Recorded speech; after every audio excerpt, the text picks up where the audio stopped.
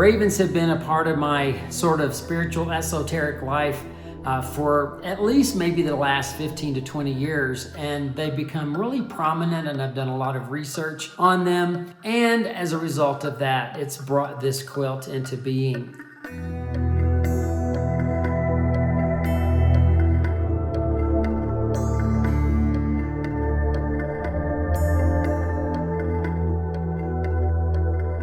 In Native American lore, raven is often associated with impending doom. I could even say death. But raven is also tricky, clever, extremely intelligent, and in many cultures associated with the creation story.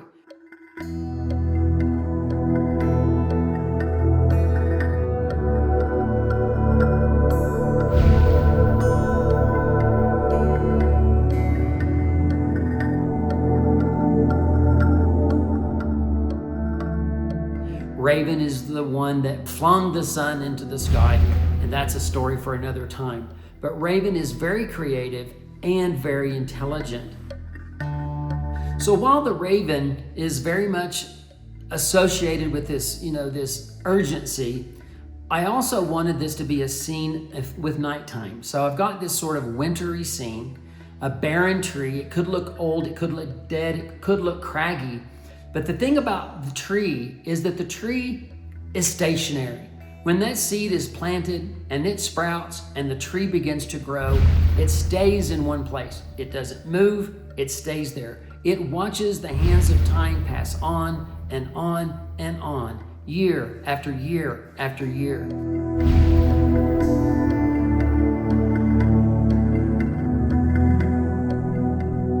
I think of the tree as being wisdom, as absorbing and certain and sure.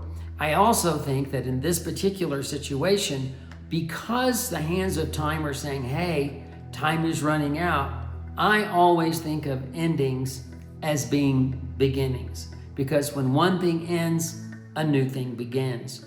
And even though this tree looks craggy and old and barren in the full moonlight, the chill and the cold of winter will end, and spring will come again, and new life emerges. And that's why I quilted a hint of ghostly leaves into the quilt as a foreshadowing of what is to come that is positive and hopeful.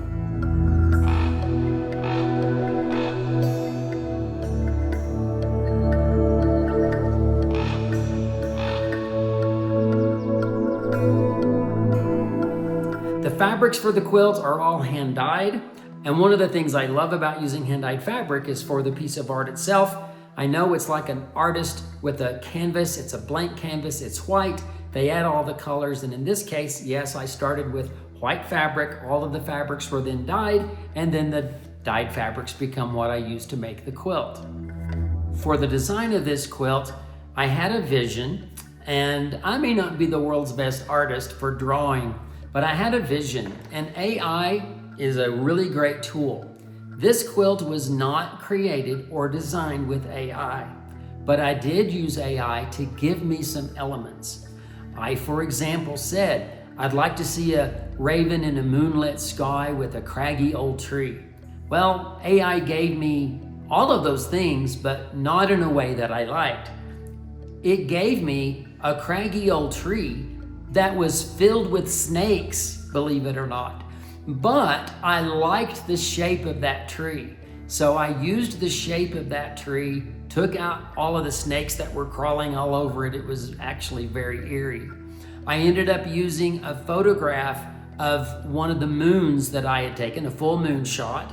And then I wanted this energy as if the raven is coming. He's coming now, he's lighting, he's bringing his message to us right now. So in Photoshop, I took all of those different elements and then I put them together. Then I had to go in and do a vector drawing to create the pattern that I would use. I printed that out 80 inches square. So it was all printed. I have a large format printer, so I was able to print it in 2 sections. So 80 by, is probably 50 inches, and I overlapped those to create my full pattern. And then even as I was working on the quilt, I would make adjustments to that pattern by scratching out these lines and adding new lines and so on and so forth.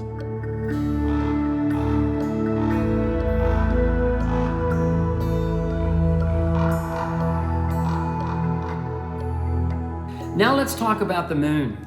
The moon in this quilt is an actual photograph that I took of a full moon. I also knew, because I put this into Adobe Illustrator for the entire pattern, that ended up, I knew exactly how big the moon was. And because of that, I could then create my moon. I could give it the right color, change it from its bright light to a more purpley cast, because that was the colors I was using. And then I sent that file to have Spoonflower digitally print that moon. So I created that moon with a digital print, and really so it looks like the real moon. It's not just regular fabric. And surprisingly, I used that same moon on the face of the watch. So I just shrunk it down to the 3.5 inches that pocket watch is, and I used that to do hand embroidery. All of that, most of that is done with one strand, because it had to be so finely detailed to do that pocket watch, and try to get the effect of metal with shining and shadows. Doing hand embroidery is certainly not something that's in my wheelhouse, so I hope it turned out good, but it's one of those things that I was kind of like intimidated by when I was working on the pocket watch.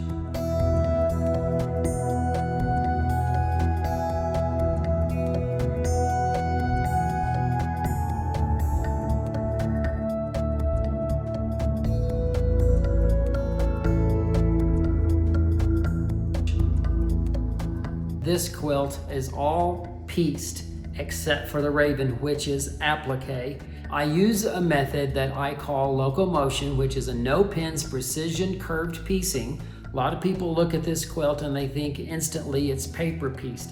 It is not a paper piece or a foundation pieced quilt. Paper piecing, or what we know as foundation piecing, always has straight lines, and you can create the illusion of curves by the way you piece it, but this is truly all pieced using my method with no pins and curves.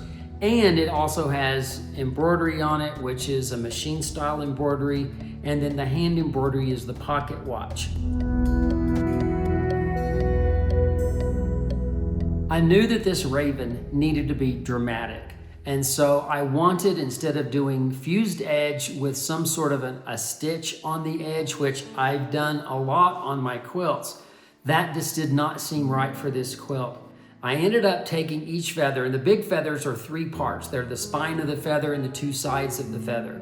That was then stitched onto my Ricky Tim Staple Stuff Poly. That's just a piece of fabric on the stabilizer. And then from the spine, I then went and I did embroidered stitches with generally variegated thread, and I did all of those little top stitches that are on each of the feathers to give it more of a detailed look, knowing that I would eventually then turn all these edges, and when the feathers were finally on the quilt, I would quilt the quilt with black thread on those feathers, and all of the black stitching between those embroidered lines would become the quilting. All of the lighter thread is an embroidered on top, and the black that is between each of those is the actual quilting. So that decorative stitch is kind of like an embossed. It's not all the way through. It only is on the top layer, but the black stitching between the feathers goes all the way through to the back side. Once I had each feather done with its embroidery, then I used the applique tools and glue stick, and I turned the edges of every single feather, no matter how big or how small it was, and then I basically glued it in place. So I'm using fabric glue to glue all of these elements together. Most people would be expecting me to be appliquing these to each other by some machine device or some hand device, but I didn't. I literally glued all of this together using fabric glue to get the raven all in place. Why did I do this? Why did I not take the extra step to do an actual stitch on the edge of every single feather? I felt through my experiments, from my exploring, that it was adding too much and I didn't need it, because I knew that the quilting on the raven would go off of every feather and back on, and off of every feather and back on, and that the quilting would actually, in the end, applique this raven to the quilt. All of the smaller feathers, all of the details in those, it's being appliqued on while it's being quilted. The crazy thing about this, because it is so heavily quilted, that quilted applique, there's not one single feather that's going to come off. There's no visible attachment for any of that applique, because it's just kind of a magical thing. I've never done that on a quilt before, but in this particular case, because I'm not top stitching around the edges of the feather, I'm literally going in and out to create the design of the feather. It ended up looking magical and beautiful. I was really happy with the results of what happened on that, but it was an experiment and the first time I ever tried that.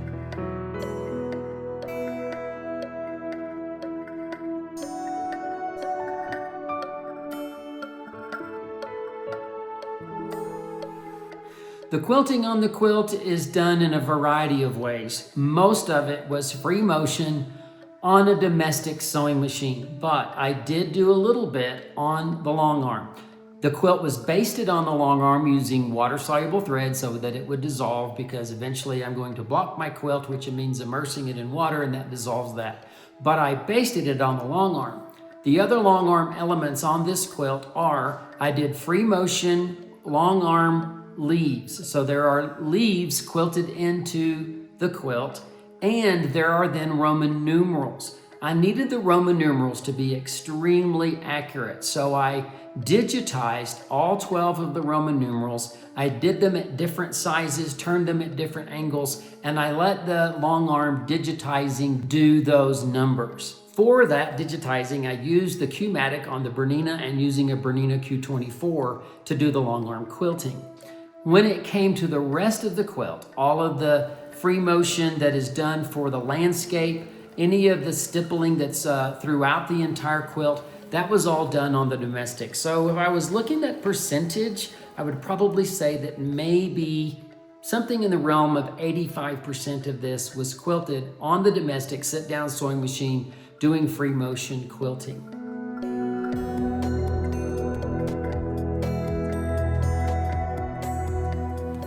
One of the things on this quilt are the leaves and the Roman numerals that are stitched into the quilting. And I liked that, but I wanted them to have a little more presence because they matter to the theme and the subject of this quilt.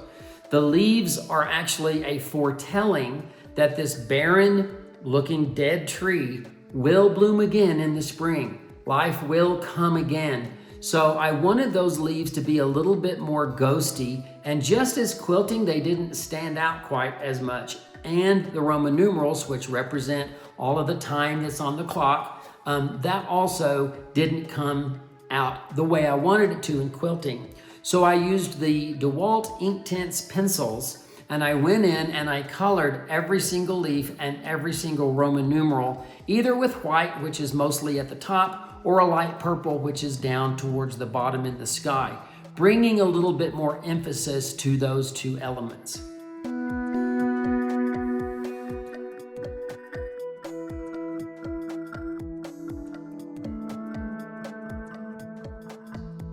When it came to the binding of this quilt, I had already decided that I wanted to use some lettering, a poem, for example, and the cliche might be for me to use Edgar Allan Poe's The Raven.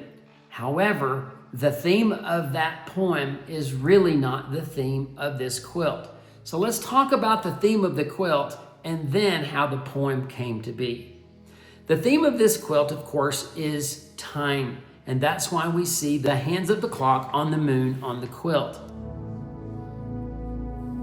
Well, now we come to a little bit about me. My life word is time. I have less time in front of me than I have behind me. So how I spend this precious gift is one of the most important things that I think about constantly. I want to use my time wisely. My life motto is Carpe Diem. Today, the opportunity is now. The time is now. We don't have a promise for tomorrow. And with the raven being creative, part of the creation story, my life adjective, the one adjective that I feel describes me as an artist and a person, is creative. Everything that I want to do in my life is create. I love creating, whether it's photography or quilting or music or telling stories. I love being involved with creativity.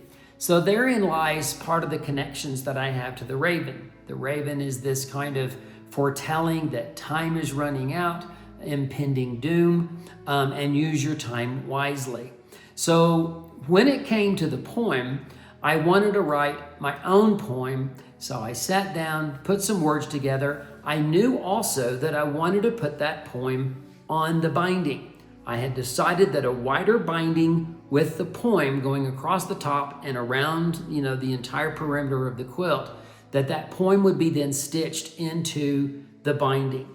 I didn't want the poem to go through the binding, so I wrote the poem and then I printed the poem in reverse on staple stuff poly.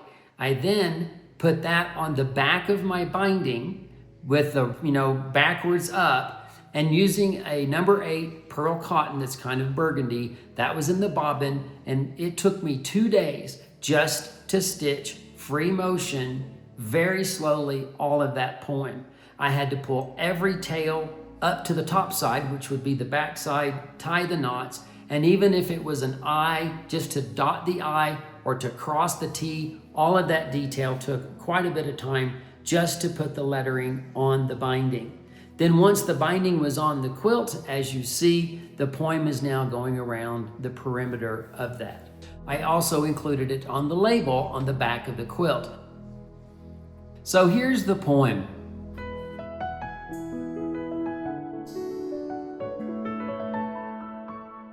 When raven comes so silently, a feathered ghost on moonlit tree, no call, no cry, just mystic grace, with hands of time in his embrace. He brings a gift both worn and wise, revealing truth behind the lies. The gift foretells what none can stall, that time will end for one and all. The barren tree in winter's chill has living roots and pulses still. Spring will return. New days will dawn, buds will appear, time presses on. When raven takes his final flight and disappears in failing night, don't hesitate, don't drift, don't wait. The time is now, the hour is late.